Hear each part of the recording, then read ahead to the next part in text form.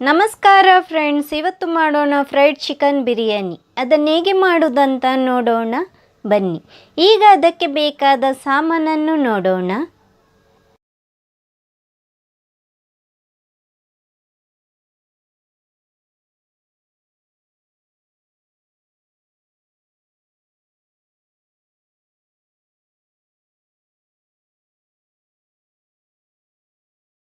ಬಾಸುಮತಿ ಅಕ್ಕಿ, 2 ಈರುಳ್ಳಿ, ಪುದೀನ ಕೊತ್ತಂಬರಿ ಪೇಸ್ಟ್, ಕಾಯಿಮೆಣಸಿನ ಪೇಸ್ಟ್, 1 ಮೊಟ್ಟೆ, 1 ಟೊಮೆಟೊ, ಪುದೀನ ಕೊತ್ತಂಬರಿ ಸೊಪ್ಪು, ಶುಂಠಿ ಬೆಳ್ಳುಳ್ಳಿ ಪೇಸ್ಟ್, ಮಸಾಲೆ, ಗರಂ ಮಸಾಲ, ಮೆಣಸಿನ ಪುಡಿ, ಕರಿಮೆಣಸಿನ ಪುಡಿ, ಅರಶಿನ ಹುಡಿ.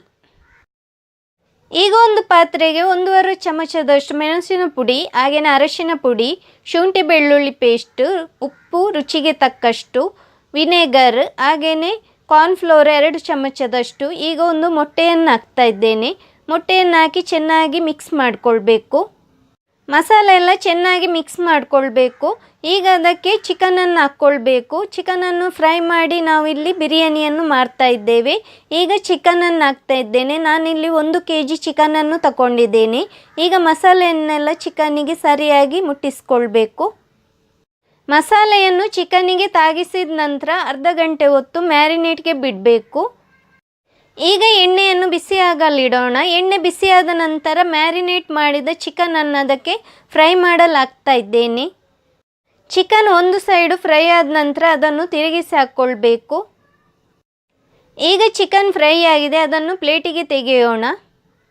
ಚಿಕನನ್ನು ಫ್ರೈ ಮಾಡಿ ಬಿರಿಯಾನಿ ಮಾಡುವುದರಿಂದ ಒಳ್ಳೆ ಟೇಸ್ಟ್ ಬರುತ್ತೆ. ಹಾಗೆಯೇ ಉಳಿದ ಚಿಕನನ್ನು ಕೂಡ ಪ್ಲೇಟಿಗೆ ತೆಗೆಯೋಣ. ಈಗ ಉಳಿದಿರುವ ಚಿಕನನ್ನು ಫ್ರೈ ಮಾಡಲಾಗ್ತಾ ಇದ್ದೇನೆ. ಅದು ಒಂದು ಸೈಡು ಫ್ರೈ ಆದ ನಂತರ ಅದನ್ನು ಮಗುಚಿ ಹಾಕ್ಕೊಳ್ಬೇಕು. ಈಗ ಚಿಕನ್ ಫ್ರೈ ಆಗಿದೆ, ಅದನ್ನು ಪ್ಲೇಟಿಗೆ ಹಾಕ್ತಾ ಇದ್ದೇನೆ. ಈಗ ಒಂದು ಕುಕ್ಕರ್ ಇಟ್ಟು ಅದಕ್ಕೆ 1 ಚಮಚದಷ್ಟು ತುಪ್ಪ ಹಾಕ್ತಾ ಇದ್ದೇನೆ. ಹಾಗೆಯೇ 2 ಚಮಚದಷ್ಟು ಎಣ್ಣೆಯನ್ನು ಹಾಕ್ತಾ ಇದ್ದೇನೆ. ಎಣ್ಣೆ ಮತ್ತು ತುಪ್ಪ ಬಿಸಿಯಾದ ನಂತರ ಅದಕ್ಕೆ ಗರಂ ಮಸಾಲವನ್ನು ಹಾಕ್ತಾ ಇದ್ದೇನೆ. ಗರಂ ಮಸಾಲ ಎಣ್ಣೆಯಲ್ಲಿ ಬಿಸಿಯಾದ ನಂತರ 2 ಈರುಳ್ಳಿಯನ್ನು ಹಾಕ್ತಾ ಇದ್ದೇನೆ. ಈರುಳ್ಳಿಯನ್ನು ಬ್ರೌನ್ ಆಗುವವರೆಗೂ ಅದನ್ನು ಹುರ್ಕೊಳ್ಬೇಕು. ಈಗ ಈರುಳ್ಳಿ ಬ್ರೌನ್ ಆಗಿದೆ. ಈಗ 1 ಟೊಮೆಟೊ ಹಾಕ್ತಾ ಇದ್ದೇನೆ. ಹಾಗೆಯೇ 2 ಕಾಯಿ ಮೆಣಸು. ಈಗ ಇದನ್ನು ಸ್ವಲ್ಪ ಹೊತ್ತು ಹುರ್ಕೊಳ್ಬೇಕು. ಈಗ ಈರುಳ್ಳಿಯ ಪೇಸ್ಟನ್ನು ನಾನಿಲ್ಲಿ ಹಾಕ್ಕೊಳ್ತಾ ಇದ್ದೇನೆ. ಅದನ್ನು ಸ್ವಲ್ಪ ಹೊತ್ತು ಹುರ್ಕೊಳ್ಬೇಕು. ಈಗ ಪುದೀನ ಮತ್ತು ಕೊತ್ತಂಬರಿ ಸೊಪ್ಪು ಪೇಸ್ಟನ್ನು ಹಾಕ್ತಾ ಇದ್ದೇನೆ. ಅದನ್ನು ಕೂಡ ಸ್ವಲ್ಪ ಹೊತ್ತು ಹುರ್ಕೊಳ್ಬೇಕು. ಅದರ ಹಸಿ ವಾಸನೆ ಹೋಗುವವರೆಗೂ ಅದನ್ನು ಹುರ್ಕೊಳ್ಬೇಕು. ಇದು ಕಾಯಿ ಮೆಣಸಿನ ಪೇಸ್ಟ್, ಅದನ್ನು ಕೂಡ ಸ್ವಲ್ಪ ಹೊತ್ತು ಹುರ್ಕೊಳ್ಬೇಕು. ಶುಂಠಿ ಬೆಳ್ಳುಳ್ಳಿ ಪೇಸ್ಟ್ 1 ಚಮಚದಷ್ಟು, ಅದನ್ನು ಹಾಕಿ ಸ್ವಲ್ಪ ಹೊತ್ತು ಹುರ್ಕೊಳ್ಬೇಕು. ಈಗ ಮಸಾಲೆಯನ್ನು ಹಾಕೋಣ. ಇದು ಎಲ್ಲ ಮಸಾಲೆಯನ್ನು ಒಟ್ಟಿಗೆ ಮಾಡಿ ಅದನ್ನು ಹಾಕ್ಕೊಳ್ಬೇಕು. ಮಸಾಲೆಯನ್ನು ಹಾಕಿದ ನಂತರ ಅದನ್ನು ಕೂಡ ಸ್ವಲ್ಪ ಹೊತ್ತು ಹುರ್ಕೊಳ್ಬೇಕು. ಹಾಗೆಯೇ ಕರಿಮೆಣಸಿನ ಪುಡಿ, ಮೆಣಸಿನ ಪುಡಿ, ಅದನ್ನು ಕೂಡ ಸ್ವಲ್ಪ ಹೊತ್ತು ಹುರ್ಕೊಳ್ತಾ ಇದ್ದೇನೆ. ಇದನ್ನೆಲ್ಲ ಹುರ್ಕೊಂಡ ನಂತರ ಕೊತ್ತಂಬರಿ ಸೊಪ್ಪು ಮತ್ತು ಪುದೀನ ಸೊಪ್ಪನ್ನು ಹಾಕ್ಕೊಳ್ಬೇಕು. ಈಗ ಅರ್ಧ ನಿಂಬೆಹಣ್ಣನ್ನು ಹಾಕ್ತಾ ಇದ್ದೇನೆ. ಅರ್ಧ ನಿಂಬೆಹಣ್ಣಿನ ರಸವನ್ನು ಇಲ್ಲಿ ಹಾಕ್ಕೊಳ್ಬೇಕು. ಅರ್ಧ ಕಪ್ಪಿನಷ್ಟು ನೀರು ಹಾಕ್ತಾ ಇದ್ದೇನೆ.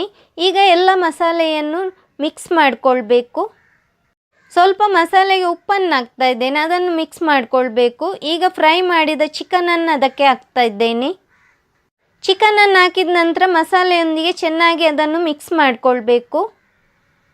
ಈಗ ನೀರನ್ನು ಹಾಕ್ತಾ ಇದ್ದೇನೆ. ನಾನು ಈ ಕಪ್ಪಿನಲ್ಲೇ ಅಕ್ಕಿಯನ್ನು ಮೆಜರ್ಮೆಂಟ್ ಮಾಡಿದ್ದೇನೆ. ಈ ಕಪ್ಪಿನಲ್ಲೇ 2 ಕಪ್ಪಿನಷ್ಟು ನೀರನ್ನು ಹಾಕ್ತಾ ಇದ್ದೇನೆ. ಇದು ಕರಿಬೇವಿನ ಸೊಪ್ಪು. ಈಗ ಬಾಸುಮತಿ ಅಕ್ಕಿಯನ್ನು ಹಾಕ್ತಾ ಇದ್ದೇನೆ. ಅರ್ಧ ಗಂಟೆ ಹೊತ್ತು ಇದನ್ನು ನೆನೆಸಿಟ್ಟಿದ್ದೇನೆ. ಇದನ್ನೀಗ ಹಾಕಿ ಉಪ್ಪು ಹಾಕ್ತಾ ಇದ್ದೇನೆ. ಉಪ್ಪು ರುಚಿಗೆ ಎಷ್ಟು ಬೇಕಂತ ನೋಡ್ಕೊಂಡು ಹಾಕಿದ್ರೆ ಆಯಿತು. ಹಾಗೆಯೇ ಕೊತ್ತಂಬರಿ ಸೊಪ್ಪು ಮತ್ತು ಪುದೀನ ಸೊಪ್ಪು ಹಾಕ್ತಾ ಇದ್ದೇನೆ. ಲಿಡ್ ಮುಚ್ಚಿ ಈಗ 1 ವಿಜಿಲ್ ತೆಗೆಯಬೇಕು. 1 ವಿಜಿಲ್ ಹೋಗಿದೆ. ಈಗ ಪ್ರೆಷರನ್ನೆಲ್ಲ ತೆಗೆದು ಲಿಡ್ಡನ್ನು ಓಪನ್ ಮಾಡ್ತಾ ಇದ್ದೇನೆ. ಈಗ ಬಿರಿಯಾನಿ ರೆಡಿಯಾಗಿದೆ. ಮಿಕ್ಸ್ ಮಾಡುವಾಗ ಮೆಲ್ಲನೆ ಅದನ್ನು ಮಿಕ್ಸ್ ಮಾಡಿಕೊಳ್ಬೇಕು. ಇಲ್ಲದಿದ್ದರೆ ಅನ್ನ ಕಟ್ಟಾಗುವ ಸಾಧ್ಯತೆ ಉಂಟು. ಬಿರಿಯಾನಿಯನ್ನು ಕೆಳಗಿನಿಂದ ಮೇಲೆಗೆ ಹೀಗೇನೆ ನಾನು ಈಗ ತೋರಿಸ್ತಾ ಇದ್ದೇನೆ. ಹಾಗೆಯೇ ಮಿಕ್ಸ್ ಮಾಡಿಕೊಳ್ಬೇಕು. ಇದರಿಂದ ಮಸಾಲೆ ಎಲ್ಲ ಚೆನ್ನಾಗಿ ಮಿಕ್ಸ್ ಆಗುತ್ತೆ.